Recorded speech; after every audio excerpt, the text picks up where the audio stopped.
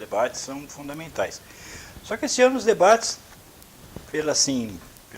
na minha opinião e a maioria do pessoal que acompanhou, são debates muito sem graça, né? Aquela coisa muito pasteurizada, que também não é de se admirar, porque Marina Silva, Henrique Meirelles, né? O pessoal que não tem aquela, né, força, né? O próprio Bolsonaro não me parece ser muito bom de debate, não. E isso me faz lembrar aquele período que nós tínhamos aí figuras que, debate era um momento crucial, todo mundo queria ver. Maluf é simplesmente absurdo em debate.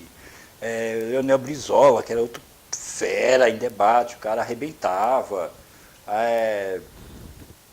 Todo mundo queria assistir, o próprio Collor em debate era arrasador, né? O cara que pensa rápido, que tem. Aqui eu não estou falando da qualidade dos debatedores, mas assim, era bom ver essas pessoas, essas figuras políticas debatendo, era muito legal, era muito bacana.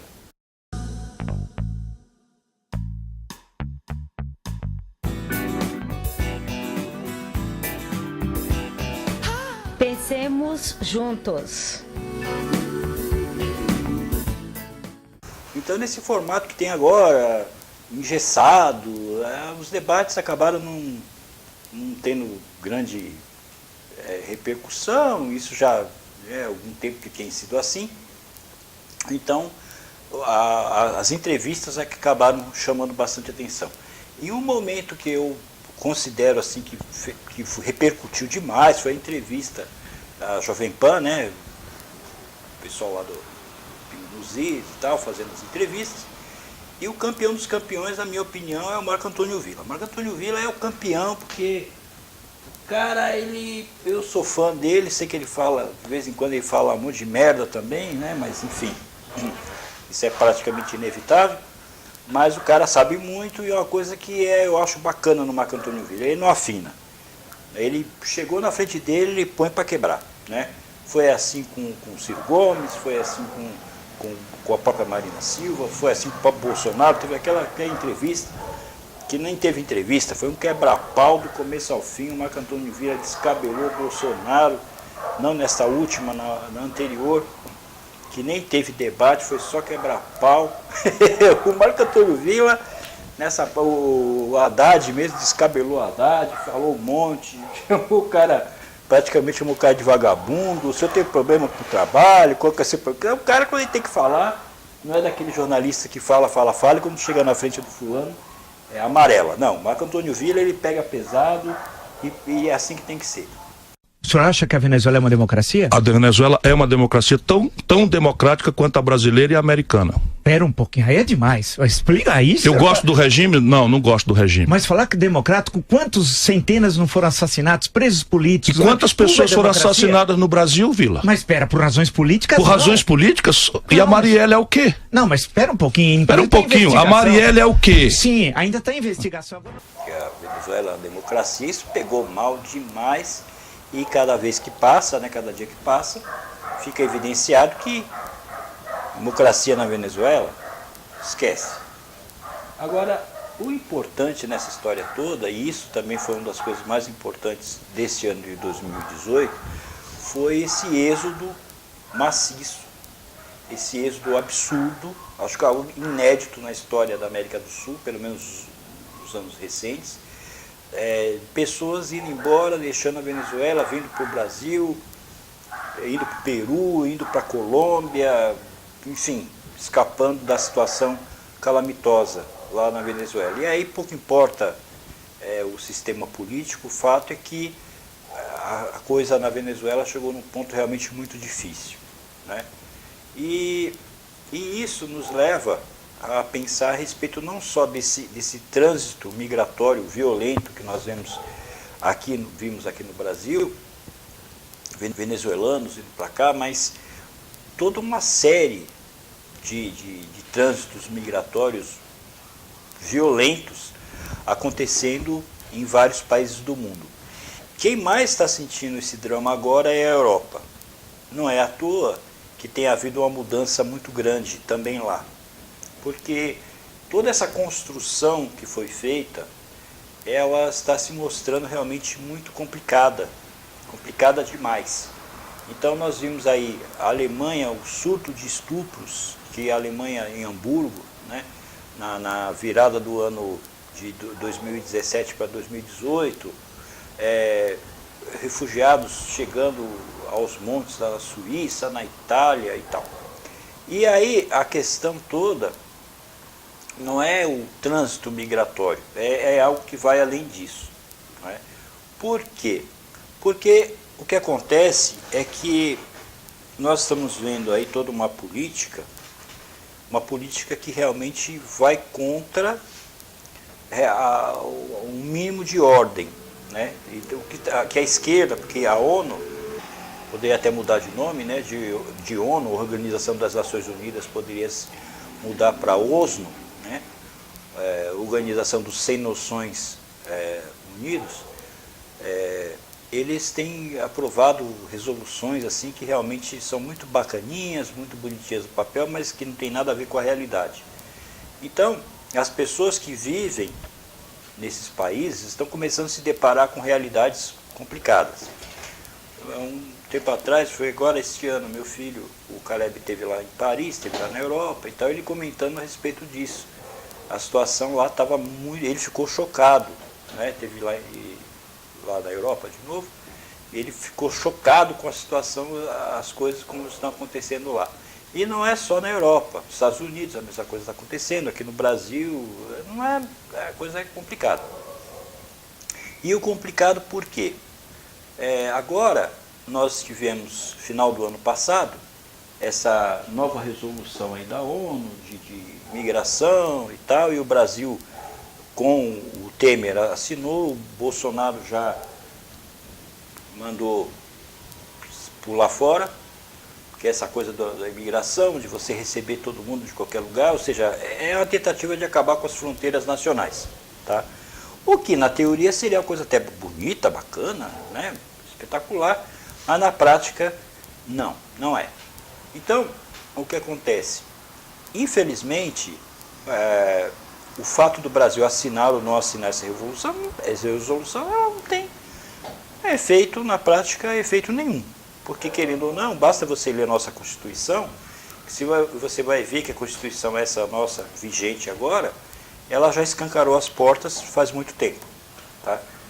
Tanto que quando houve essa invasão dos venezuelanos aqui para o Brasil, a Carmen Lúcia foi até lá, e aí, não sei o que as pessoas esperavam, ela foi realmente garantir aquilo que a Constituição manda. Ou seja, nós temos que receber todo mundo. E é isso que está acontecendo na Europa, né? E nos Estados Unidos e assim por diante. E qual é o problema dessa onda violenta de imigração?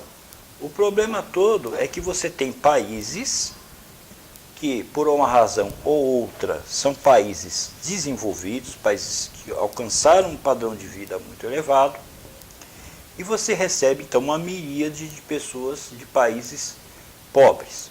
Então, esse é o problema? Na verdade, não é esse o problema. Não é esse o problema. O problema não é esse. Seja no nível pessoal ou no nível internacional, no nível das nações, o sucesso e o fracasso são coisas muito pessoais. Tá? Então, o que eu quero dizer com isso?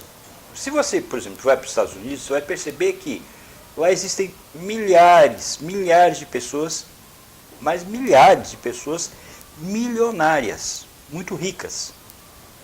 A maior parte da população é a população de classe média. E tem também pessoas pobres, miseráveis. Se você vai para a Etiópia, você vai perceber a mesma situação. Lá na Etiópia você tem pessoas ricas, classe média e pessoas pobres. O que muda da Etiópia, por exemplo, para os Estados Unidos, é a quantidade. Então, a maior parte da população na Etiópia é uma população pobre. Ok? Muito bem. Mas este não é ainda o problema. A questão é que, tanto individualmente quanto em termos de nações, você deve, para alcançar o sucesso, você deve seguir algumas medidas, tomar algumas atitudes. Então os Estados Unidos não são a maior potência do planeta por acaso. Existem medidas que foram tomadas no país, houve uma construção naquele país que fizeram com que os Estados Unidos se tornassem a maior potência do planeta. Não veio por acaso. Você vai para a Alemanha, um país super desenvolvido, mas como? Existem critérios, princípios, fórmulas, que qualquer país que aplicar esses princípios, o país vai ser bem sucedido. E isso no nível individual é a mesma conversa. Então, nós temos pessoas que são riquíssimas, né? E aí, a questão de riqueza, eu não falo só da questão financeira, eu falo, engloba muitas outras coisas, né? E pessoas são paupérrimas. Então, o que acontece? Na nossa sociedade, principalmente uma sociedade livre, o sucesso e o fracasso estão à disposição de cada pessoa. Então, existem passos que, se você seguir, você vai ser bem-sucedido. Se você seguir passos errados, você vai ter consequências que vão resultar no seu fracasso. Basicamente é isso. Hoje, por exemplo, na Inglaterra, East London está tomado pelos muçulmanos. Então, até então, tudo bem. Agora, a questão é que, se eu chego em East London, mesmo que eu seja inglês, e eu resolver fazer alguma coisa que vá contra a lei, né, muçulmana, eu vou ser trucidado. Então, o foco do negócio é assim, você está num país, por exemplo, eu estou lá na Etiópia, estou morrendo de fome. Saio da Etiópia e vou para a Inglaterra. Muito bem. Então, puxa, se eu saio do país que eu estou vendo que a coisa não deu tão certo e vou para um país que eu vejo que a situação é boa, um país desenvolvido, um país rico, a lógica demandaria que eu me adaptasse ao que deu certo. Mas é justamente o que não ocorre. Essas pessoas, elas saem de uma situação, de um país, de uma realidade que não dá certo e querem exportar essa mentalidade fracassada para o lugar onde deu certo, onde a sociedade conseguiu prosperar. Então esse é o problema. É uma visão filosófica, é uma visão de vida que fracassou e mesmo assim as pessoas querem exportar para outros lugares. O caso aqui do Brasil é um exemplo muito interessante a respeito disso. Você tem pessoas que vieram de vários países do mundo, do Japão, do Líbano, de Portugal, da Espanha e grande parte da Itália. Nós temos imigrantes aqui no Brasil praticamente de tudo que é lugar. E essas pessoas que vieram para o Brasil, nós não temos problema com essas pessoas, porque elas se adaptaram. Ora, se eu estou chegando num país novo, e se eu estou saindo do meu país é porque a coisa lá não está muito boa, tá? E venho para cá, puxa, então significa que, ainda que o Brasil não seja um país de primeiro mundo, que a coisa aqui está, então, melhor do que onde eu estava. Então eu vou me adaptar a essa nova realidade e vou ajudar a construir esse país, né? Eu vou manter. Ou então eu tenho toda a liberdade de voltar para onde eu estava, sem problema algum. Essa exportação de uma mentalidade fracassada é o grande problema hoje em dia. E aí não é à toa que nós vemos vários países da Europa, o povo se manifestando. E o caso que eu acredito que seja o mais ilustrativo nos dias de hoje é o da França, onde nós vemos aí o povo quebrando pau, se manifestando. Macron, na minha opinião, que se a gente for analisar o perfil dele, é um cara totalmente alinhado com essa visão da esquerda, né, da Europa e tal, e o povo está começando a enxergar a coisa, né? E, a princípio foi aquele aumento dos combustíveis, do imposto dos combustíveis, o povo foi lá para a rua, se manifestou, brigou, quebrou o pau, ele voltou atrás e as manifestações violentas, inclusive, continuam. Eu acho que vai ser muito, não sei, né? Mas eu acho que vai ser muito difícil o Macron sustentar até o final do seu governo. A rejeição dele tem sido muito forte e não é uma parcela pequena da população. Esse que é o problema.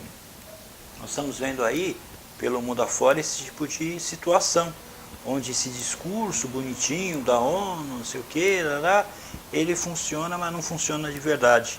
Ele só funciona na teoria.